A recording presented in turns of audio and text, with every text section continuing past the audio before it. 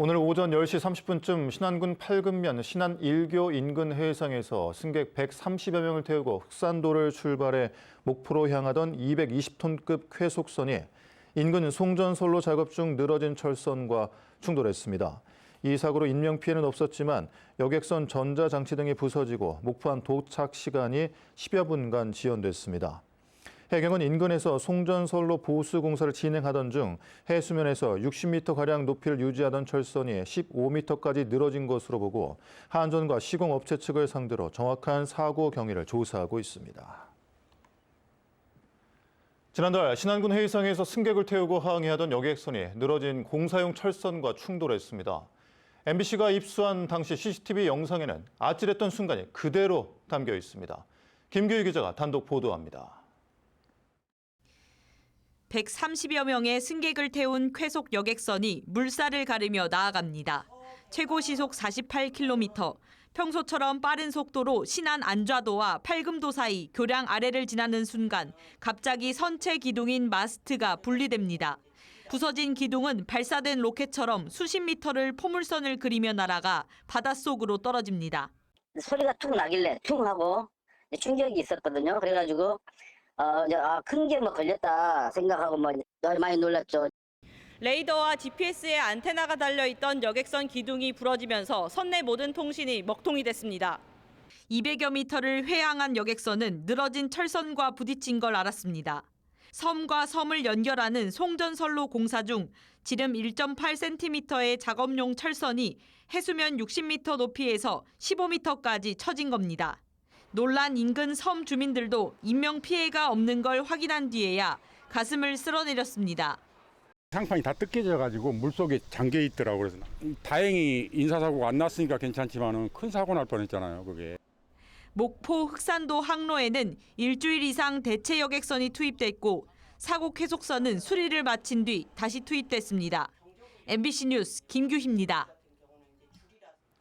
쾌속 여객선이 송전솔로 공사용 철선과 충돌한 사고는 앞서 보셨다시피 인명피해로 이어질 뻔한 아찔한 사고였습니다. 하지만 사고 대응 체계는 허술하기 짝이 없었습니다. 계속해서 박종호 기자입니다. 늘어진 공사용 철선과 충돌한 쾌속 여객선이 속도를 줄인 채 멈춰섭니다. 놀란 여객선이 원인 파악을 위해 회항을 하자 그제야 인근 부두에 정박 중이던 소형 선박 한 척이 움직입니다. 공사업체 측이 사고 등 비상 상황에 대비해 배치한 선박입니다. 철선이 늘어진 사실도 여객선에 미리 알리지 않았고 사고가 난 뒤에야 알아차린 겁니다. 와이어가 거기 있었다는 것은 생각지도 못한 일이죠. 달이 바로 지나고 있어가지고 보이지도 않았고 그냥 그대로 그 속도로 간 거죠, 저희는. 공사 전 발주처인 한전 측이 두 척의 선박을 배치하기로 했던 약속도 지키지 않았습니다.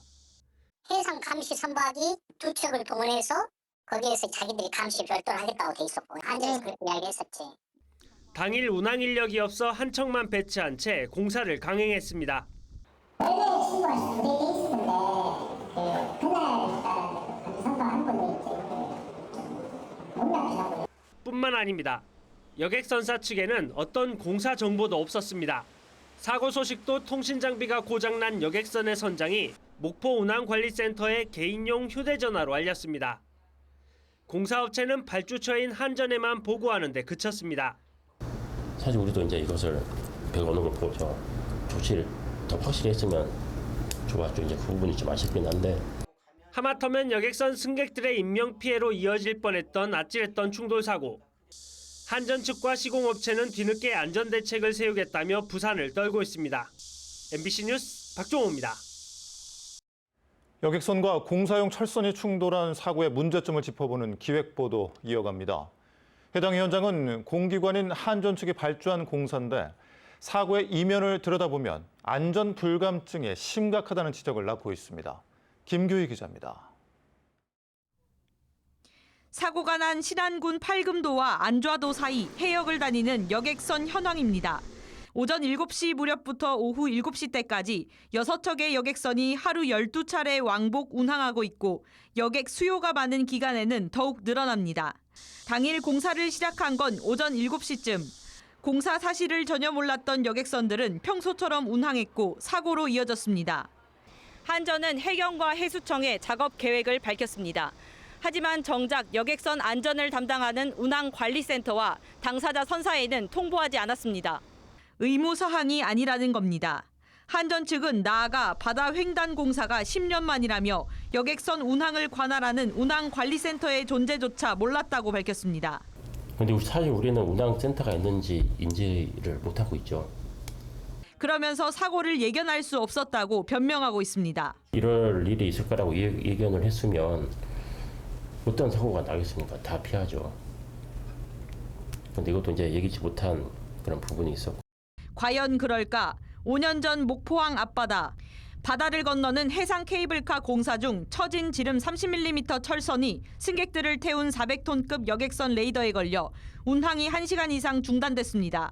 오랜만에 공사라면 유사사고 가능성을 더욱 면밀히 대비했어야 하지만 한전 측과 시공업체는 이를 무시한 셈입니다. 또한 신안해역 송전선로 구간에는 일반 전선보다 1.5배 무거운 특수 전선을 설치하면서도 인입철선 처짐 현상 등은 고려하지 않았습니다. 그동안 쓰지 않던 특수전선을 쓰다 보니까 우리 예상보다도 더 많이 처졌던 거예요. 비상상황용 안전선박 2척 가운데 한 척이 운항을 못한 사실도 사고가 나기 전까지 쉬쉬했습니다. MBC 뉴스 김규희입니다. 다음 뉴스입니다. 여객선과 공사용 철선 충돌 사고의 문제점을 짚어보는 기획보도. 오늘은 발주처인 한전 측이 제출한 사업 계획서를 살펴봤습니다. 그럴듯한 조치 계획에 담겼는데 허가를 받고 공사가 시작된 뒤에는 제대로 지켜졌을까요? 김규희 기자입니다. 송전선로 발주처인 한전 측이 공유수면 점 사용 허가를 위해 신안군에 제출한 계획서입니다. 해경과 목포지방해양수산청 그리고 어민단체의 협의 의견을 받았습니다. 공사 중 우려되는 상황마다 한전 측은 조치 계획을 담았습니다.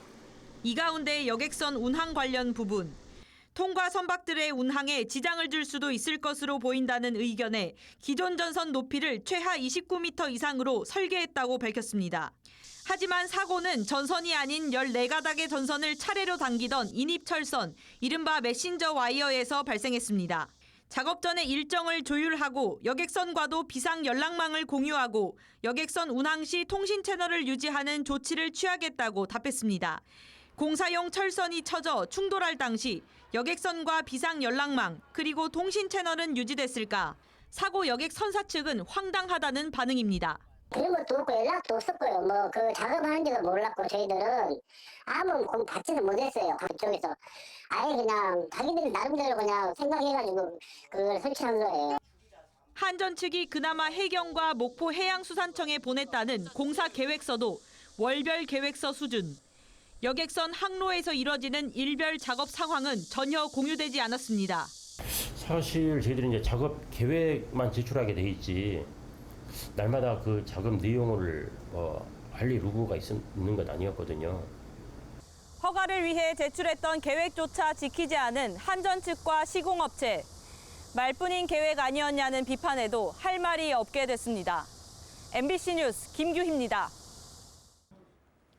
송전선로 공사용 철근에 여객선이 충돌하는 사고가 나자 한전은 대책을 세우겠다며 부산을 떨고 있습니다.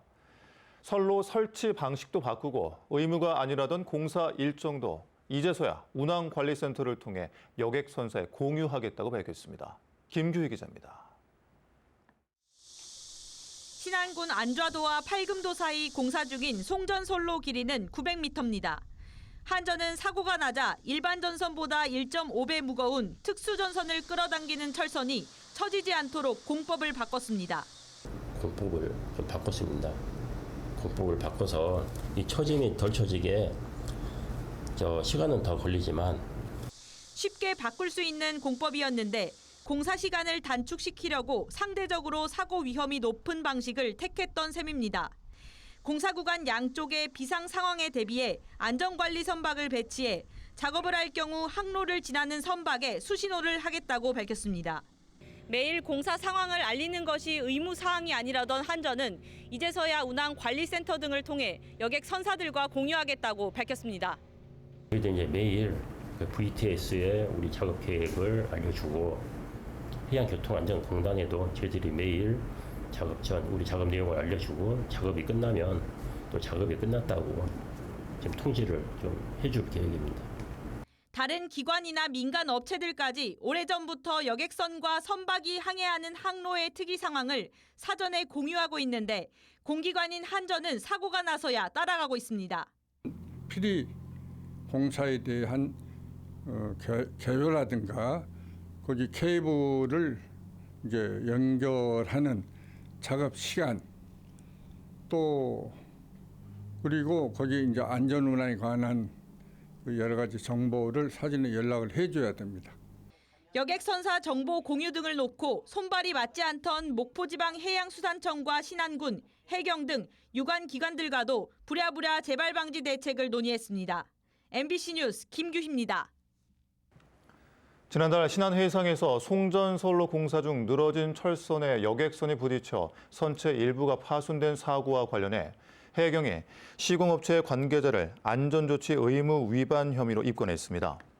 목포해양경찰서는 송전선로 시공업체 현장 소장을 상대로 작업 시작과 종료 시 이를 알리고 안전감시 선박 2척을 배치하기로 한 작업 계획서상 안전조치를 제대로 지켰는지 조사한 결과 일부 위반 혐의가 인정된다고 보고 입건했다고 밝혔습니다.